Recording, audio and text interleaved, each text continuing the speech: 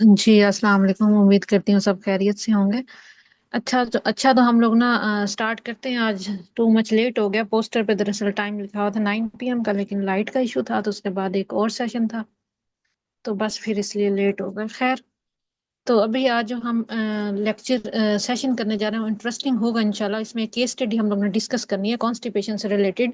तो इसमें हमें बताया जा रहा है कि the silent struggle of an unhappy unhappy stomach.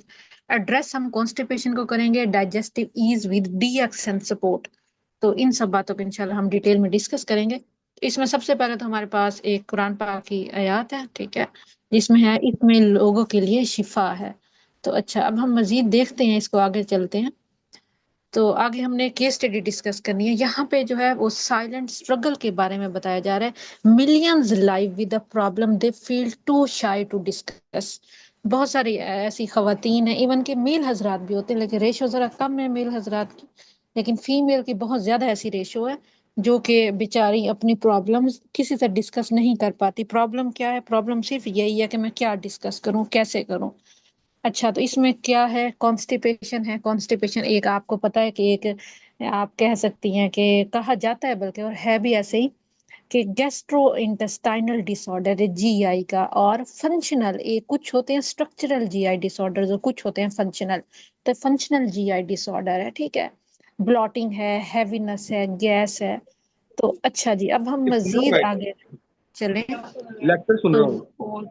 आप लोगों ने कोशिश करनी है कि प्लीज माइक ऑन ना करें, क्योंकि रिकॉर्डिंग हो रही है तो फिर बाकी लोगों को मसला होगा। अच्छा जी, यहाँ पे एक ना केस स्टडी आपके सामने है कि एक आयशा है, ठीक है, 38 years ओल्ड है, वर्किंग मदर है।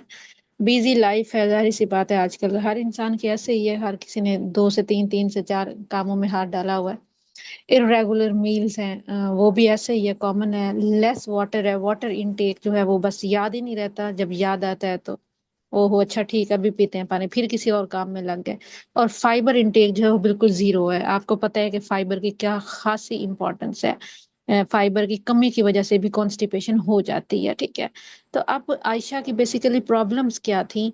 डाइट बता दिया गया आपको। इसको कहते हैं 24 होल डाइटरी रिकॉल, इसको कहते हैं ना। जैसा कि आप लोगों ने सुना होगा, कोई भी किसी भी डाइटिशियन के पास जाते हैं, जैसे मैं भी एक डाइटिशियन हूँ, मेरे पास भी कई ऐसे पेशेंट्स आते हैं, तो मैं बात कर रही होती हूँ कि अच्छा, आप अपनी खाने पीने की रूटीन मुझे बताएं ना, ताकि हमें आइडिया हो कि आपके पहले से क्या है, किस हद तक आपके लाइफस्टाइल पे काम करना है, क्या काम करना है। यहाँ पे डाइट में बताया जा रहा है कि इरेगुलर मील्स है, मॉर्निंग रश विदाउट ब्रेकफास्ट। ये बहुत बड़ा मसला है, ये सिर्फ आयशा का मसला नहीं है, ये हमारे घर में तकरीबन तकरीबन बहुत लोगों का मसला है, बच्चों का भी, हर एज ग्रुप में। कि टाइम बिल्कुल नहीं है। बस जाहिर सी बात है, जब रात 2 से 3 बजे सोएंगे या सुबह फजर की नमाज पढ़ के सोएंगे, तो सुबह तो जाहिर सी बात है बस भागने की ही करेंगे ना, कि काम पे भी जाना है। ये स्पेशली वो लोग जो जॉब रूटीन है, बिजनेसमैन नहीं, वो तो फिर भी अपने लिए टाइम जरा निकाल लेते हैं। तो खैर, यहाँ पे मेंशन किया जा रहा है कि मॉर्निंग रश विदाउट ब्रेकफास्ट, एक मील में ब्रेकफास्ट स्किप करना वैसे कॉमन है, और आयशा का भी ये इशू है। फास्ट फूड एट वर्क है कि सुबह नाश्ता के टाइम नहीं था, तो बस उसके बाद दोपहर में ज्यादा भूख लगी, तो सारी सी बात है, सारे कुलीग बाहर से मंगवा रहे थे तो मैंने भी मंगवा लिया। ये कौन सी बड़ी बात है? उस टाइम तो बड़ी बात नहीं है, लेकिन बाद में थोड़े टाइम बाद पता चलता है। लेट डिनर्स हैं, ठीक है। हाइड्रेशन स्टेटस भी फिर ऐसे ऐसे ही है। टी की कंजप्शन ज्यादा है, वो चाहे आप मतलब कह लें कि आप चीनी के बगैर पी रहे हैं। मेरे कई ऐसे पेशेंट हैं जो, हालांकि मील प्लान में मैं चाय नहीं मेंशन करती, कई ऐसे पेशेंट हैं जो बता रहे होते हैं कि अब बिल्कुल, बल्कि पिक्चर्स भेज रहे होते हैं फॉलो अप के दौरान, कि ना हमने चाय इस्तेमाल कर रहे हैं, दिल कर रहा था लेकिन हमने चीनी नहीं डाली। चीनी नहीं डाली, ठीक है, आपने शुगर फ्री टी ली, लेकिन वैसे देखा जाए तो टी के क्या बेनिफिट है? कुछ भी नहीं है, लेकिन बस आदत है, एक माइंडसेट बना लिया पाकिस्तानी लोगों ने। डेफिशिएंसी है कि फाइबर इंटेक ना होने के बराबर है। आप खुद ही देख रहे हैं ना, उनकी रूटीन में फाइबर कहाँ से मिल रहा है? नहीं मिल रहा फाइबर। और रिजल्ट क्या है? डिफिकल्टी इन पासिंग स्टूल, क्योंकि कॉन्स्टिपेशन हो गई है, ठीक है। उसके बाद जो है 2 से 3 days without proper bowel movement, feeling of incomplete, मतलब बिल्कुल अर्ज भी फील नहीं हो रही। अच्छा जी, अब देखिए यहाँ पे फिर आपको बताया जा रहा है the unhappy stomach, many people live with the problem, they feel shy to discuss. इसमें ये सारे प्रॉब्लम्स फॉल आउट कर रही हैं। तो अब हम मजीद इसकी कहानी आगे देखते हैं। तो यहाँ पे आपको बताया जा रहा है कि how gut distress radiates outwards physical gut आपको पता है अच्छे तरीके से कि गट जो है वो हमारा सेकंड ब्रेन कंसिडर होता है। ठीक है, फर्स्ट तो ब्रेन है, ये सेकंड ब्रेन गट कंसिडर होता है। फिजिकल गट के बारे में बताया जा रहा है, bloating after every meal, gas and abdominal discomfort, bad breath and coated tongue tongue. तो ये प्रॉब्लम्स होती हैं अगर किसी को खुदा न खास्ता एक्यूट नहीं, क्रॉनिक लेवल पे, मतलब कॉन्स्टिपेशन अगर हो। इमोशनल टूल के बारे में बताया जा रहा है, इम्पैक्ट ऑन लाइफ, लाइफ पे impact, how is it possible ना पड़े। मैं ये कहूँ कि मैं कुछ खाती पीती भी नहीं हूँ, उसके बावजूद मैं हशाश बशाश रहूं और मेरा काम पे फोकस रहे, काम पे concentration, is it possible? Never, never possible. यहाँ पे भी आपको वही बताया जा रहा है कि आयशा की भी लाइफ पे बड़ा इम्पैक्ट पड़ रहा है, जिसमें लो एनर्जी है when playing with kids, poor focus and productivity at work, constantly discomfort. तो अब इस प्रॉब्लम्स के साथ जो है वो सरवाइव कर रही है। तो यहाँ पे भी आपको अनेटमी बताई जा रही है डिस डाइजेस्टिव फ्रस्ट्रेशन की। ये सिर्फ आयशा का नहीं है, ये आजकल हर घर में एक केस तो ऐसा लाजमी ही होता है। जो हम इन सिचुएशंस के साथ, यहाँ तो फिर भी जेंडर हम फीमेल रख के आपको समझाने की कोशिश करें, केस स्टडी रखते हुए समझाने की कोशिश करें। सेम ऐसे ही बताया जा रहा है, emotional tool, lifestyle triggers, physical blockage. तो सिस्टेमिक इम्पैक्ट क्या होगा? आहिस्ता आहिस्ता आहिस्ता आहिस्ता, आपको पता है कि हर जीआई डिसऑर्डर्स की भी बेशुमार बीमारियों के बेशुमार आगे, जैसे शुगर की टाइप्स है ना, डायबिटीज की, सेम ऐसे ही जो है और भी बेशुमार कंडीशंस की टाइप है, जैसे डायरिया का भी अक्यूट और उसके बाद क्रॉनिक, सेम ऐसे ही कॉन्स्टिपेशन के पहले अक्यूट लेवल पे, जाहिर सी बात है कोई भी बीमारी है वो क्रॉनिक लेवल पे तो एकदम नहीं चली जाती ना, अक्यूट के बाद ही क्रॉनिक लेवल की बात की जाती है, और होता होता भी ऐसे ही है। या कभी ऐसा हुआ हो कि एक दिन में जो है 10 kg वजन बढ़ा हो? नहीं, ऐसा नहीं होता। ग्रेजुअली अगर आप जो है वो कोई ना कोई प्रॉब्लम्स क्रिएट कर रहे हैं अपने लाइफस्टाइल में, खाने पीने की हैं या अनहेल्दी लाइफस्टाइल की, जो भी, तो फिर जाहिर सी बात है मसला ज्यादा सुवेयर होता है। ठीक है, तो यहाँ पे भी आपको फिर आयशा की स्टोरी सुनाते हुए समझाने की कोशिश की जा रही है। तो फीलिंग्स ऑफ इनकम्प्लीट, स्टेप 1 पे क्या होगा, स्टेप 2 पे क्या होगा, स्टेप 3 पे क्या हो रहा है, स्टेप 4 पे क्या हो रहा है। तो ये सिचुएशन आहिस्ता आहिस्ता ट्रिगर करती जा रही है। अच्छा, इसको हम पहले भी देख चुके हैं, इसलिए बार बार इसको रिपीट करने की जरूरत नहीं है। अच्छा जी, यहाँ पे हम देखते हैं रूट रेजोल्यूशन के बारे में। दरअसल हमने इलाज की बात करनी है, हम बात करते हैं ना कि इलाज बिल गिजा। अब तक हम लोगों ने अपनी सोसाइटी में, ये 21st सेंचुरी में, कम से कम इतना तो लोगों को पता चल गया ना कि एलोपैथिक में इलाज नहीं है, सिर्फ कंट्रोल है, बीमारी का कंट्रोल है। आप कंट्रोल कर लो, आप जितना कर सकते हैं, या जितनी लाइफ है हमारी, 40 साल है, 50 है, 60 है या 30 साल है, जो भी। तो यहाँ पे illusion of relief, laxative syrups, home remedies कर रही थी वो, जैसे आम आम लोग करते हैं घरों में। Relief is only temporary, temporary relief मिल रहा था। Why is my stomach never clear? तो रूट रेजोल्यूशन के बारे में बताया जा रहा है कि constipation is not a disease. Yes, बिल्कुल ऐसे है। कॉन्स्टिपेशन एक डिजीज नहीं है, एक कंडीशन है जिसको मतलब फुली तौर पर इंसान रिवर्स कर सकता है। लेकिन आप किस साइड पे जा रहे हो, इलाज की कौन से वाला कर रहे हो, मैटर तो ये चीज करती है। यहाँ पे आपको बताया जा रहा है कि it is a structural fibre deficiency combined with poor gut movement. अच्छा, एक बात याद रखें, हर प्रॉब्लम के पीछे ना बेशुमार वजूहात होती हैं, तो इसको हम पहले से ही याद दहानी करवाते जाएं, पहले से ही याद करते जाएं कि यहाँ पे बताया जा रहा है कि एक स्ट्रक्चरल फाइबर डेफिशिएंसी है, लेकिन जरूरी नहीं है कि अगर 10 लोग आपके पास कॉन्स्टिपेशन के साथ आ रहे हैं एक क्लिनिक में या किसी एक हॉस्पिटल में, तो वो सब के सब जो है ना वो इन शॉर्ट फाइबर की कमी की वजह से कॉन्स्टिपेशन उनको हुई हो, नहीं। बच्चों में कॉन्स्टिपेशन होती है बाज औक़ात फार्मूला मिल्क की वजह से। ठीक है, और उसके अलावा बड़ों में बाज औक़ात डाइट में फाइबर नहीं है, या पानी ना पीने के बराबर इस्तेमाल कर रहे हैं, पी रहे हैं, तो पुअर पुअर वाटर इनटेक है, तो अच्छा ठीक है कॉन्स्टिपेशन। अच्छा, कोई बहुत ज्यादा सीडेंटरी लाइफस्टाइल, अच्छा तो कॉन्स्टिपेशन होगी। बेशुमार वजूहात है, लेकिन आपको एक ना मेन एलिमेंट बता दिया गया दरअसल आजकल की सोसाइटी का, क्योंकि जाहिर सी बात है जो हम पिज्जा बर्गर शवारमा खा रहे हैं, उनसे हमें फाइबर तो खैर नहीं मिल रहा ना, ठीक है, या हम अगर मैदे वाले आटे की रोटी खा रहे हैं तो फाइबर तो हमें नहीं मिल रहा। खैर, इसके बाद क्या हो रहा है आहिस्ता आहिस्ता, इफेक्ट क्या हो रहा है? तो इफेक्ट आहिस्ता आहिस्ता कोई भी हेल्थ कंडीशन हो ना, थोड़ी सी भी चोट लगे तो इंसान उस दिन बड़ा स्ट्रेस वाली सिचुएशन में होता है, पेन पेन फील कर रहा होता है। सेम ऐसे ही कॉन्स्टिपेशन, तो फिर एक बड़ा प्रॉब्लम है। अगर किसी को सवेयर हो या किसी बीमारी की वजह से हो, तो फिर ये और भी ज्यादा संगीन बात है कि फलानी बीमारी को भी कंट्रोल करना है और कॉन्स्टिपेशन भी हो गई है। तो अब आहिस्ता आहिस्ता ये सिर्फ आयशा का नहीं साथ हो रहा है, ये हम सब के साथ, किसी ना किसी के साथ जरूर हम इस कंडीशन से गुजर रहे होते हैं। ब्लॉक्ड गट है, इमोशनल तौर पर, मेंटल तौर पर, फिजिकल तौर पर इंसान जो है वो किसी काम करने के काबिल नहीं रहता। खैर ये किसी भी बीमारी में। अच्छा जी, अब बेसिकली आपको नेचुरल नेचुरल सोल्यूशन बताया जा रहा है डाइजेस्टिव हार्मनी का। आप इसको ये भी समझ सकते हैं जीआई डिसऑर्डर्स का, या बेसिकली हमने जो टारगेट किया हुआ है वो तो बेशुमार जीआई डिसऑर्डर्स हैं। हम एक एक को करने बैठे तो शायद 2 दिन या एक दिन भी काफी ना हो।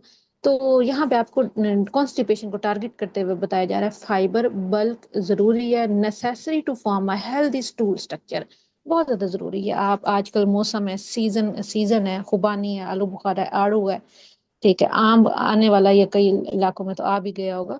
तो जाहिर सी बात है आप जो आराम से फाइबर ले सकते हैं। सैलिड आप रोज ले रहे हैं तो आराम से आप फाइबर ले रहे हैं, कच्ची सब्जियां खा रहे हैं, स्टीम करके भी इवन के खा रहे हैं, तो फाइबर तो मिल रहा है, ठीक है। वाटर रिटेंशन है, gentle movement, Aahista Aahista, natural cleansing, मतलब ये नेचुरल तौर पर इस तरह से, मतलब ये 4 पिलर्स को आपने जो है सेटिस्फाई करना है। अब कैसे करना है वो भी हम देखते हैं। तो यहाँ पे आपको बताया जा रहा है why is my stomach never clear, क्यों, मतलब बहुत सारे लोग ये ना कहते हैं और बहुत सारे लोग ये परेशान भी होते हैं कि पता नहीं, मैंने तो पता नहीं 2 से 3 डॉक्टर बदल लिए हैं, उसके बावजूद जो है ना कब्ज का मसला जो है ना वो हल नहीं हो रहा। बड़े लोग आके कहते हैं, इवन के मोटापे के साथ भी लोग आके कहते हैं मुझे कॉन्स्टिपेशन है। उसके अलावा जिनका जीआई डिसऑर्डर हो, कोई और भी, इवन के सिर्फ कॉन्स्टिपेशन तो वैसे खुद एक फंक्शनल जीआई डिसऑर्डर है, कोई और भी डिसऑर्डर हो तो लोग शिकायत कर रहे होते हैं। तो उसके पीछे मतलब अगर हम नेचुरल साइंस की बात करें, ऑर्गेनिक ऑर्गेनिक न्यूट्रिशन की, यहाँ पे बैंड एड है, लिग्जेटिव यूज कर लिया, सीरप्स, होम रेमेडीज कर ली। किसी ने कहा कि जो है वो आप इन शॉर्ट कोई चीज पानी में मिला के जो है इस्तेमाल करो, ठीक है, जैसे इसबगोल का छिलका है, ठीक है, बेशुमार remedies. Force is unnatural movement, temporary relief, dependency, dependency है कि जब तक मैं मेडिसिन खाता हूँ, कोई ना कोई जो डॉक्टर ने मुझे कॉन्स्टिपेशन की दी है, तब तक तो मैं ठीक रहता हूँ। लेकिन 2 से 3 दिन में नहीं खाया तो अब दोबारा से मेरी कंडीशन जो सेवेरिटी इख्तियार कर रही है। रूट कॉज क्या है? आप हमेशा किसी भी बीमारी का हल करना चाहते हैं या करने जा रहे हैं या आप अपनी प्रैक्टिस कर रहे हैं, तो एक बात याद रखें, जो doctor, dietitian, health care professional जो है वो रूट कॉज को पकड़ लेगा, समझें उसने आपकी बीमारी को कंफर्म हल कर दिया, कर ही लिया, कर लेगा वो, ठीक है। लेकिन अगर रूट कॉज का ही पता ना चला और सारे एक्सपेरिमेंट्स आप पे होते रहे, तो फिर सॉरी टू से कोई मसले वाली बात ही रहेगी, फिर जो है वो परमानेंट रिलीफ की तरफ इंसान नहीं आएगा। रूट कॉज में होलिस्टिक न्यूट्रिशन बहुत जरूरी है, बहुत जरूरी है, हमारे हर ऑर्गन को अच्छी खुराक की जरूरत है। Feeds the system to restore function, देखिए हमारी बॉडी का अपना नेचुरल सेल्फ डिफेंस सिस्टम है, पहली चीज। दूसरी चीज, हमारे लिवर, हमारा किडनी नेचुरल तौर पर खुद डिटॉक्सिफिकेशन का प्रोसेस करवा रहा होता है। तो आप अच्छी खुराक रखते हुए आप खुद इजाजत दें अपने सिस्टम को रिस्टोर करने की, लेकिन हम तो टाइम नहीं देते, हम तो गोली पे गोली, गोली पे गोली, बस जरा कुछ हुआ नहीं और हम तो शुरू हो गए। लॉन्ग टर्म बाउल रेगुलरिटी और सिस्टेमिक वाइटैलिटी होगा, ठीक है, तो हाँ आनी चाहिए। तो अब खैर अच्छा जी, हम मजीद आगे देखते हैं कि क्या है। तो बताया जा रहा है कि constipation is not a disease, it is a fibre deficiency and a poor gut movement issue. तो याद रखें, बहुत सारे लोग ऐसे हैं जो कि कॉन्स्टिपेशन का शिकार है, तो हमने बचना है, ठीक है। अब हम बात करते हैं, अपने असल मुद्दे की तरफ आते हैं कि आपने जी पता चल गया कि भाई ये फलां प्रॉब्लम है, ठीक है। फलां प्रॉब्लम में अब मैं एक हेल्थ केयर प्रोफेशनल हूँ, या मैं अगर किसी को मशवरा भी दे रहा हूँ, चलें फर्ज करें मेरी मेडिकल की फील्ड नहीं है, लेकिन जाहिर सी बात है हेल्थ तो सबकी खास है और सबकी इम्पोर्टेंट है और होनी भी चाहिए, ठीक है।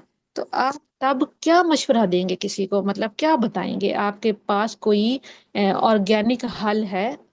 अगर है, या आपने कभी सुना है, देखा है, या रिसर्च खुद की है, तो वाकई आप जो है वो ऑर्गेनिक की तरफ खुद ब खुद चले जाएंगे, आपको किसी से पूछने की या लाइन में लगने की या डॉक्टर से अपॉइंटमेंट लेने की जरूरत नहीं पेश आएगी। ये मैं इनिशियल लेवल की बात कर रही हूँ, एक्यूट लेवल पे ही, और प्रिवेंशन की बात कर रही हूँ, ठीक है। तो nature heals when given the right tools, ठीक है। मैंने पहले ही बता दिया कि ऑलरेडी हमारी बॉडी का निज़ाम अल्लाह ताला ने इतना परफेक्ट किस्म का बनाया है, हमारी बॉडी तो नेचुरल तौर पर डिटॉक्सिफिकेशन करवा रही होती है। लेकिन अगर किसी का लीवर खराब है, किडनीज फिल्ट्रेशन का काम अच्छा नहीं कर रहे, तो फिर जाहिर सी बात है जो है वो प्रॉब्लम तो आएगी। फिर हमारी बॉडी के सिस्टम जो नेचुरल डिटॉक्सिफिकेशन करवा रहे हैं वही ठीक नहीं है, तो फिर हाउ इज इट पॉसिबल कि हम जो है वो बैठ के इंतजार करें, ठीक है। बैठ के इंतजार तो नहीं कर सकते, फिर तो जाहिर सी बात है हम कोई ना कोई हल तलाश करेंगे। वो हल जो है एलोपैथिक भी हो सकता है, वो हल जो है होम्योपैथिक भी, न्यूट्रास्यूटिकल भी। तो आपको पता है कि एलोपैथिक जो है वो परमानेंट हेल्थ हल तो है नहीं, ठीक है। कम से कम 21st सेंचुरी में लोगों को ये तो समझ आ गई है, बहुत सारे लोग अब जो है ना वो तंग आ गए हैं मेडिसिन खा खा के। यहाँ पे आपको ना बताया जा रहा है गेनोथेरेपी के बारे में, आप खुद सर्च कीजिएगा। जो हमारे पास ट्रेडिशनल चाइनीज मेडिसिन है, चाइना में बेशुमार कंट्रीज में गैनोथेरेपी करवाई जाती है। और इवन कि मैं तो 2021 से मतलब इस फील्ड में हूँ, in short as a health care professional work कर रही हूँ। तो मैंने तो अब तक बहुत करवाई है। जिस बिहाफ पे रिजल्ट बोलता है ना, रिजल्ट के बिहाफ में मैं फिर बात कर रही होती हूँ। तो यहाँ पे गैनोथेरेपी के बारे में बताया जा रहा है कि ganotherapy is not about forcing the body with chemicals, it focuses on supporting natural detoxification and restoring fundamental gut balance. तो देखिए नेचुरल तौर पर गैनोथेरेपी में क्या आता है, नाम से पता चला गैनोडर्मा, मशरूम जो कि किंग ऑफ हर्ब्स है, ठीक है। जो मैं नहीं कह रही, जो हमें ऑलरेडी हमें हमारी साइंस बता रही है मशरूम के बारे में, खुम्बी जिसको उर्दू में बोलते हैं, जो पहले जमाने में बादशाहों की खुराक हुआ करती थी। यहाँ पे गैनोथेरेपी की फिलोसफी बता रही है, ठीक है, कि वो कॉन्स्टिपेशन में कैसे अहम इंपॉर्टेंट अपना रोल प्ले कर रही है। तो इसमें बताया जा रहा है आपको नेचर टूल्स के बारे में बताया जा रहा है। The gut requires fibre bulk plus water retention, ठीक है। हमारी गट को तो इस चीज की जरूरत है, लेकिन हम तो उसको पता नहीं कौन कौन सी होम रेमेडीज पे लग जाते हैं, या पता नहीं कौन कौन से सिरप इस्तेमाल करने लग जाते हैं एलोपैथिक मंगवा के। Body healing, the body intact gentle movement plus natural cleansing, nature heals when given the right tools, ganotherapy supports natural detox and gut balance.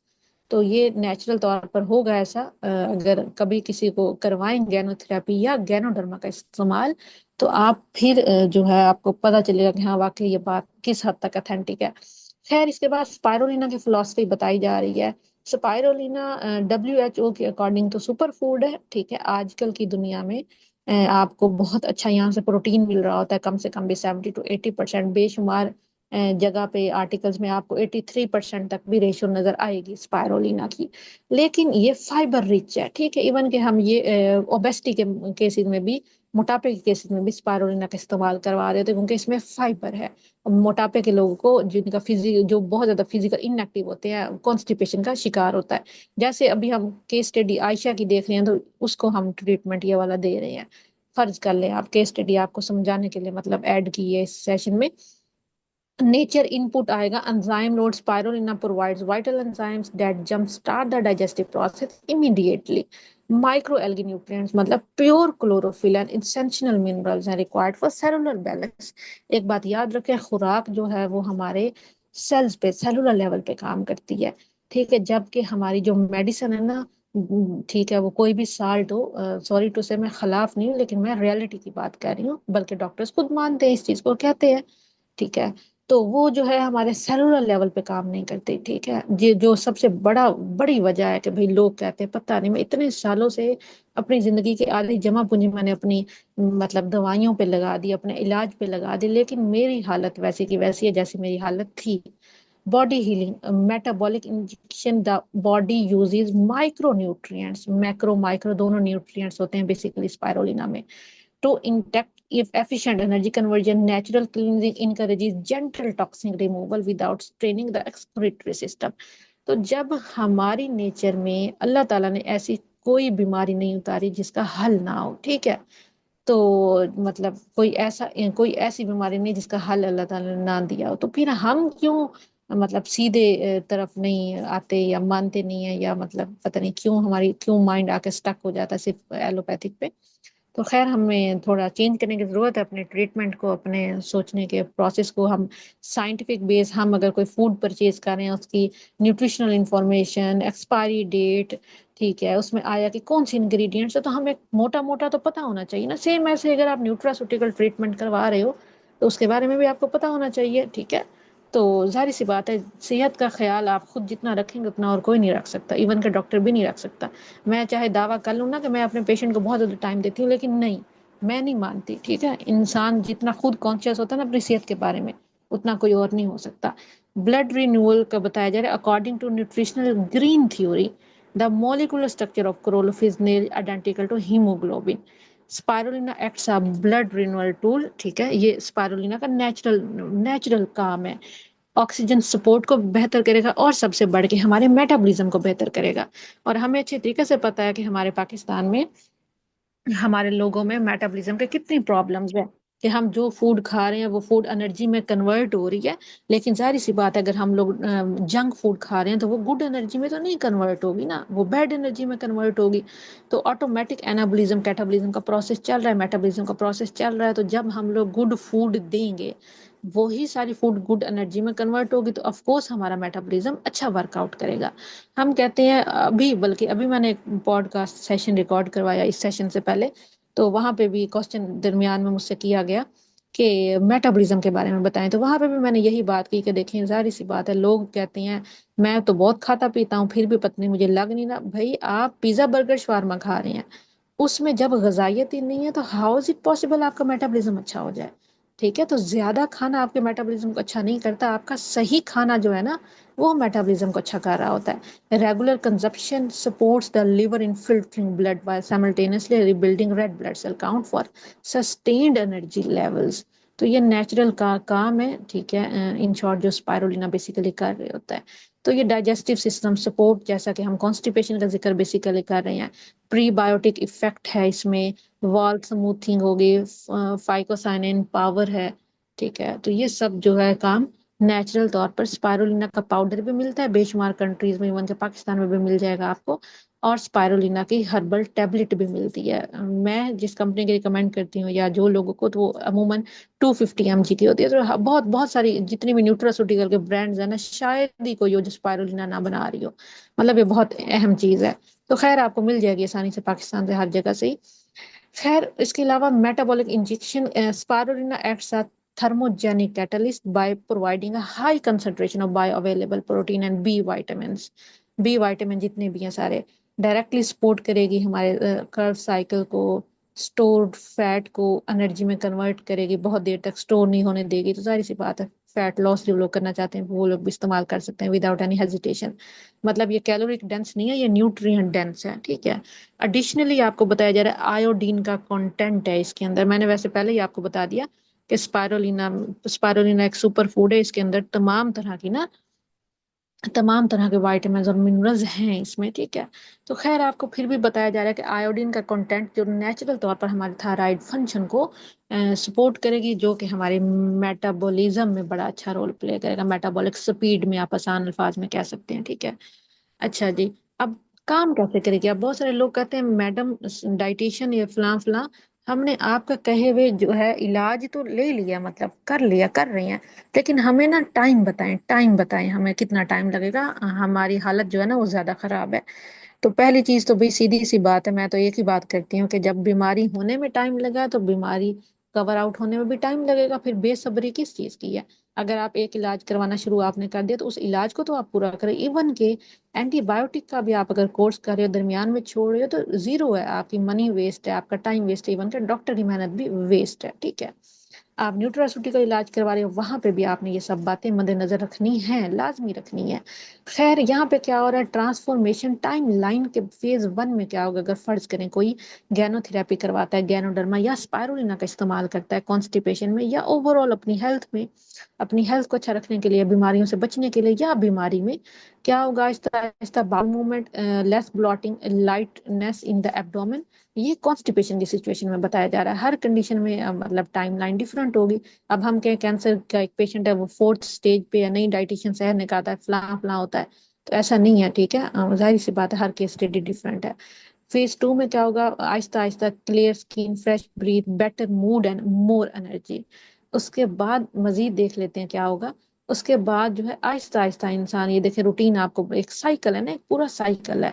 तो टेक आप 1 से 2 डोज डेली दे रहे हैं, 2 टाइम अगर फर्ज करें, मील्स के बाद ही आप दुनिया में, मैं कहती हूँ किसी भी कंपनी, किसी भी ब्रांड का कोई डाइटरी सप्लीमेंट अगर इस्तेमाल कर रहे हैं या करना चाहते हैं या करेंगे, ठीक है, तो आपने ना हमेशा कोशिश करनी है कि अपना वाटर इनटेक अच्छा रखना है, पहली चीज, ज्यादा रखना है, बल्कि पहले से ज्यादा अगर आप सप्लीमेंट वाला इलाज करवा रहे हैं। और दूसरी चीज, आपने कभी भी किसी भी कंपनी के ना सप्लीमेंट ना खाली पेट नहीं इस्तेमाल करने। ठीक है, तो ना मैं इस्तेमाल करवाती हूँ ना, बल्कि मैं तो अब 6 मंथ्स का डिप्लोमा करवाने लगी हूँ ये न्यूट्रास्यूटिकल और फंक्शनल फूड्स पे। तो खैर ये बड़ी डिटेल बातें हैं, तो इन शॉर्ट आपने ये जहन में रखना है। Early improvement with in days, easier bowel movements, reduction in post meal bloating, a physical sense of lightness in the abdomen, visible changes after weeks, कम से कम 3 से 4, life restored। तो Ayesha feels active, fresh and confident, low energy with kids and poor focus at work are gone। तो ये कैसे होगा? ये ऐसे नहीं हुआ कि उसने फकियां खाई थी और उसने ये पता नहीं कौन से लग्जेटिव इस्तेमाल किए थे, नहीं। उसने जो है ना वो ऑर्गेनिक ट्रीटमेंट किया था और अपने पूरे लाइफस्टाइल पे काम किया था। तो Ayesha new normal, a clear stomach brings a clear mind. You know कि अगर जरा सा भी कुछ हो जाए तो फिर हमारा कोई काम करने का दिल नहीं करता। यहाँ तो फिर उसको कॉन्स्टिपेशन की प्रॉब्लम थी। तो your gut controls your overall health, ठीक है। हम ये मानते हैं dietary fibre is not optional, it is the essential non negotiable foundation of your daily wellbeing. तो कोशिश करें, आप सुबह का मील ले रहे हैं, दोपहर का मील ले रहे हैं, शाम का ले रहे हैं, आपने चेक करना है और मद्देनजर रखना है कि क्या उसमें फाइबर है या नहीं। अगर बिल्कुल फाइबर नहीं है तो सॉरी टू से, फिर आप समझे एक जो प्रॉपर मील जिसे बैलेंस्ड फूड कहते हैं ना, वो नहीं ले रहे, ठीक है। इस बात का आपने खासा ख्याल रखना है। तो यहाँ पे लास्ट में भी हमारी एक कुरान पाक की आयत है, और जब मैं बीमार होता हूँ तो वही मुझे शिफा देता है। तो आप दुनिया का कोई भी इलाज करवाएं, ठीक है, अपनी सेहत पे काम करें, तो हमेशा यकीन जो है वो अल्लाह ताला की जात पे रखें। तो इंशाल्लाह ताला मामला जो है वो हल हो जाते हैं। लेकिन लेकिन लेकिन लेकिन लेकिन मैं यही कहूंगी कि भाई आप प्रिवेंशन पे काम करें, ठीक है। बीमारी हो जाने के बाद देखें हर बंदा इलाज की तरफ ही भागता है। कौन सा ऐसा बीमार बंदा है जो कहता है मैंने इलाज नहीं करवाना, या मैं नहीं करवाऊंगा, या मैंने ठीक नहीं होना। सही है, वो एक एक अलग पेनफुल स्टोरी होती है। तो मेरी नजर में तो इंसान पहले से अगर अपने आप पे काम कर लेना, तो वो बहुत अच्छी बात है, ठीक है। तो ये हमारा सेशन था आज का। तो टाइम तो खैर काफी हो गया, बस पता नहीं चला, तो खैर अब आप लोग मुझे बता दें। किसी ने कोई क्वेश्चन करना हो, इसकी पावर पॉइंट प्रेजेंटेशन आपको मिल सकती है, ठीक है। ये हम फ्री ऑफ कॉस्ट, मतलब ऐसे कोई हमारी रिस्ट्रिक्शन नहीं है। उसके अलावा इसकी रिकॉर्डिंग जो है ना, वो हमारे यूट्यूब चैनल पे इंशाल्लाह अपलोड हो जाएगी, ठीक है। तो कोशिश करें, कोशिश करें। अवेयरनेस है, एजुकेशन है, पार्टिसिपेट करें। ठीक है, लोगों को हमारी ज़रूरत है। हम डिग्रीज करके जो है वो अगर बैठ जाएंगे तो बेचारे लोग फिर कहाँ जाएंगे। तो इसलिए कोशिश करें आप लोग भी इसमें हिस्सा लें, पार्टिसिपेट करें और पैगाम को आगे पहुंचाएं। और एक दफ़ा रिसर्च ज़रूर कर लिया करें कि क्या जो बात हो रही है वो वाकई एविडेंस बेस है, इसके पीछे कोई साइंटिफिक रिसर्च है या नहीं। आपको गूगल स्कॉलर पे और डिफरेंट मतलब वेबसाइट्स पे जो अथेंटिक वेबसाइट्स हैं, आपको बेशुमार गैनोथेरेपी के बारे में रिसर्च आर्टिकल्स, रिव्यू आर्टिकल्स मिल जाएंगे, स्पाइरुलिना के बारे में भी, ठीक है। तो आप देखें, पढ़ें, स्टडी करें और इम्प्लीमेंट करें अपनी लाइफ में, लोगों की लाइफ में, और रिजल्ट लें, ठीक है। तो थैंक्स अलॉट। अब मुझे बता दें अगेन से कोई क्वेश्चन है किसी का, तो वरना वाइंड अप करते हैं।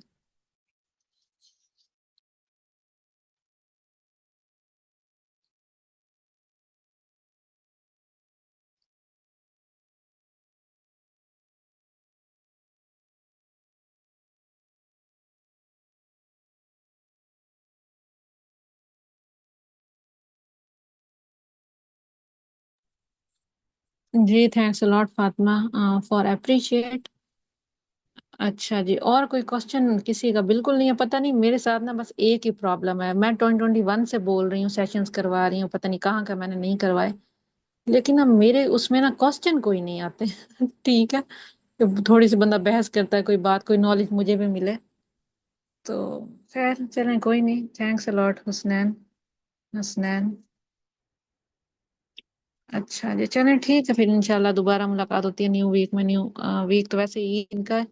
इंशाल्लाह फिर बाद में। अल्लाह हाफिज, टेक केयर।